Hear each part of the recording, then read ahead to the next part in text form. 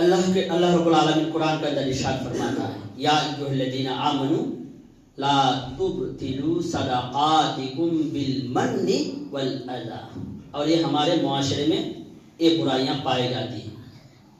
اللہ فرماتا ہے کہ ایمان والوں، اگر تم اللہ کو اپنا رب تسلیم کرتے ہو اور جناب محمد رسول اللہ صلی اللہ علیہ وسلم کی نبوت کا اقرار کرتے ہو تو تم اپنے صدقات کو احسان جتلا کر اور ایذا پہنچا کر برباد نہ کرو۔ کیا مطلب احسان جتلا کر اور ایذا پہنچا کر؟ ہم نے کسی کو صدقہ دیا، کوئی فقیر کوئی مسکین آ گیا اور صدقہ دے دیا، اس کو کچھ دے دیا اور ہم نے احسان جتلا دیا۔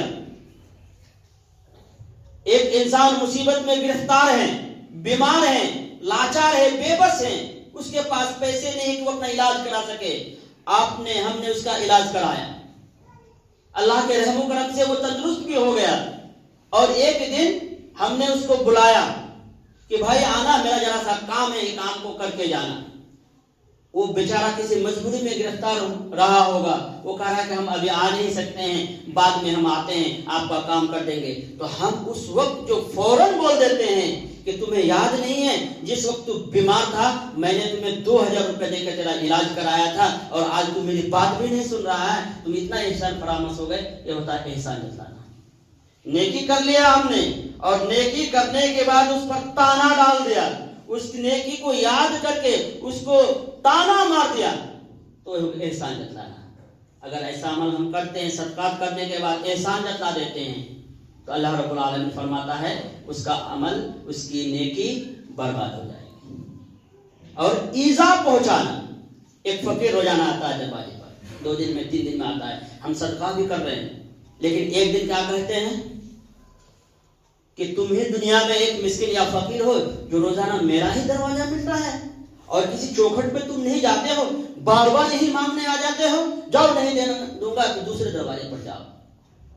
آپ کی حیثیت تھی آپ دینے کی، آپ دیے نہیں، اور دے بھی رہے تو اس کو ایذا پہنچا کے دے رہے ہیں، دکھ پہنچا کے دے رہے ہیں، تکلیف پہنچا کے دے رہے ہیں۔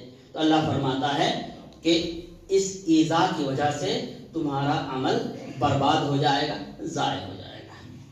اور ہمیں اندازہ لگانا چاہیے کہ واقعی ہم جو اپنا صدقہ دوسروں کو دیتے ہیں تو کیا اس میں احسان شامل ہے، اس میں ایذا شامل ہے یا نہیں، یہ فیصلہ بس اپنے آپ کو کرنا ہے۔ میرے بھائیوں اور دوستوں، یہ چند اعمال تھے جو ہماری نیکیوں کو مٹا دیتی ہے۔ ان اعمال سے اللہ رب العالمین سے بچنے کی دعا کیجیے۔ اور ایک عمل بتاتا ہوں بہت شارٹ میں، سورہ انعام میں ہے، اللہ رب العالمین نے 18 نبیوں کا ذکر کیا۔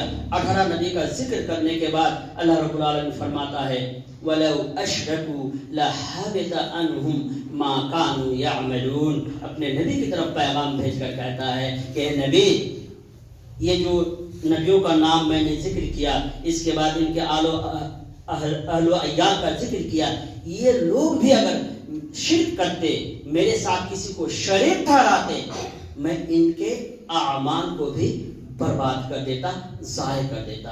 اور شرک کسی نہ کسی شکل میں ہمارے معاشرے میں بھی داخل ہو چکا ہے۔